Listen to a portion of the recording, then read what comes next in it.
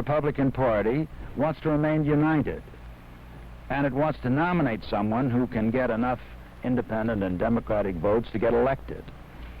Rockefeller. He made his position very clear this morning. I have indicated that I am prepared to work with the Republican governors and others as a group to get behind a candidate, and that I will be willing to support the candidate that we can get behind. I have not endorsed any individual candidate.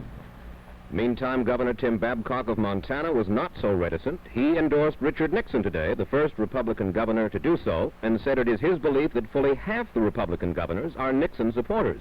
Later, Nixon was asked about that.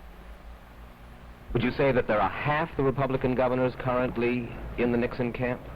I haven't gotten into the number, and I want to make one thing very clear. Any action on the part of the governors will be the result of their own voluntary decision. I'm not arm twisting any of the governors, as they will tell you. I want them to conclude on the basis of how I campaign in these primaries that I'm the strongest candidate.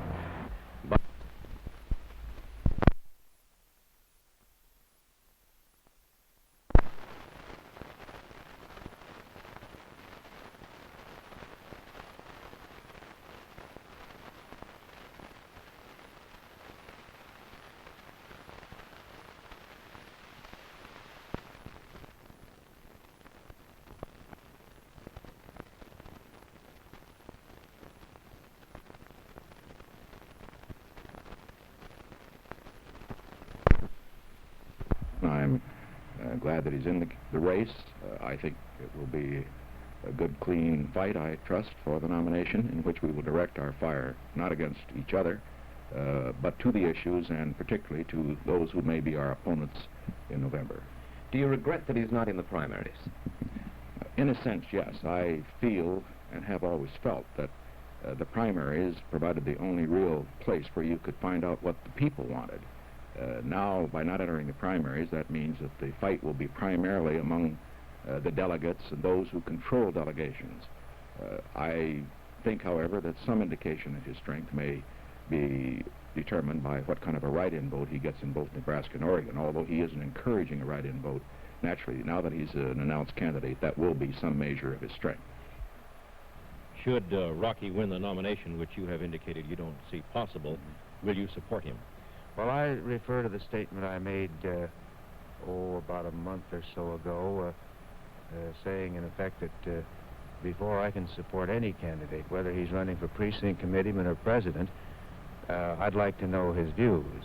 Now, he's already said that he will support any candidate, and that's one of the things I wanted to know.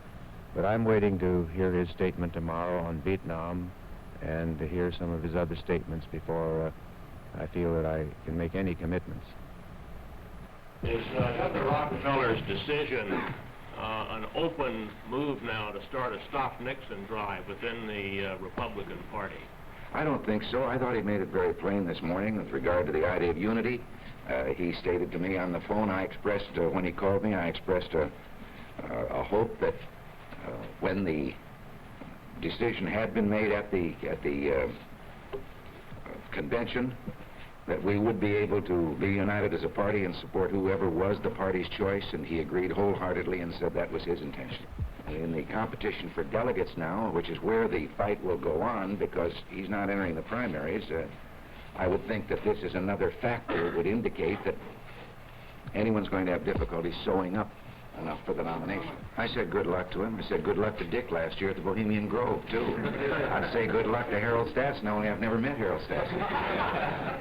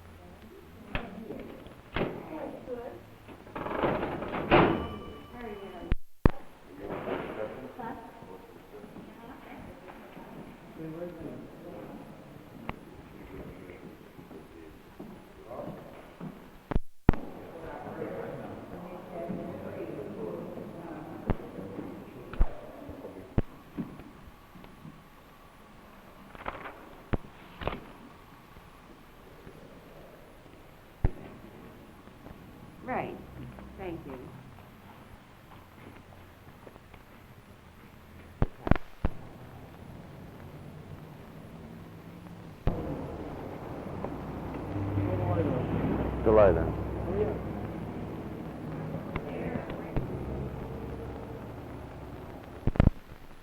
I did very well in the Negro districts in Milwaukee in 1960. I carried them about 6-1 over John Kennedy.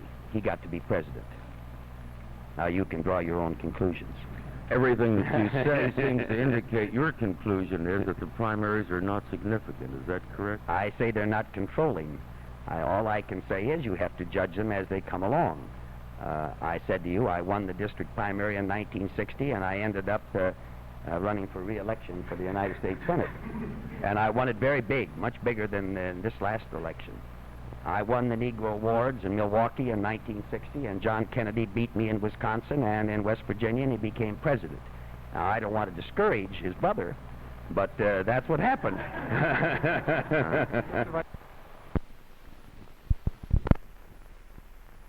I had heard reports today that Senator Kennedy's margin had been very heavily cut down in the last 3 or 4 days by the Brannigan forces. And so I think it's a pretty good total. I don't know, but I had figured Senator Kennedy for a close win. He won by a little more than I thought he would win by, actually. Mr. Nixon, what sort of an opponent do you think Robert Kennedy would be if you both were to be nominated? He would be a strong opponent. I mean, after all, you can't knock money.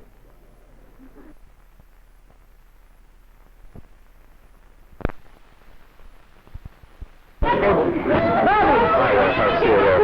like you to meet Bill Anders, one of the fellows here.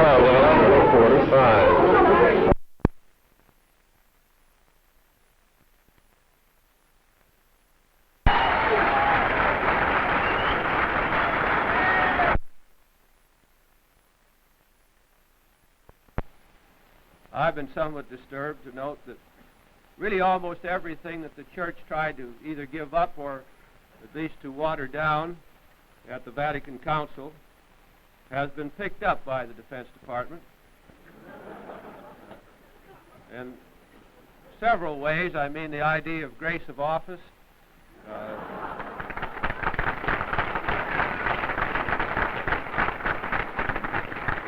you include the President, a little bit of a hint of infallibility that's picked up. The idea of holy wars, which... and I said when I began to see these signs that I thought the real danger point would come when they began to speak Latin.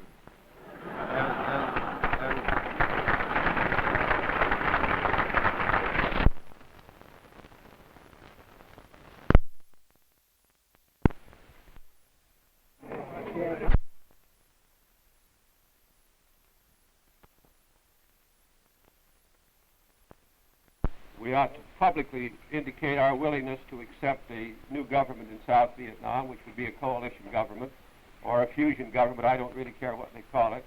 You'd have to anticipate that it would include elements of the National Liberation Front, because this is really what the war has been fought about, and that preliminary even to that, that we should have begun a de-escalation of the war instead of the expansion which has been taking place, well, really since late 1966, when I first spoke in opposition strongly against the continued expansion of the war.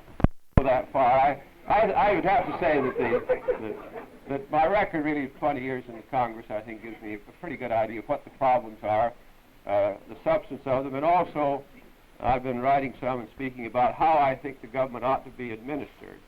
And I'm quite serious today, if you do get a president who features himself as a great administrator, he's likely to be distracted a little bit, I think, from making the policy decisions, and which then ought to. You can find administrators, I think, in this country. As a matter of fact, we're really overloaded with administrators in America.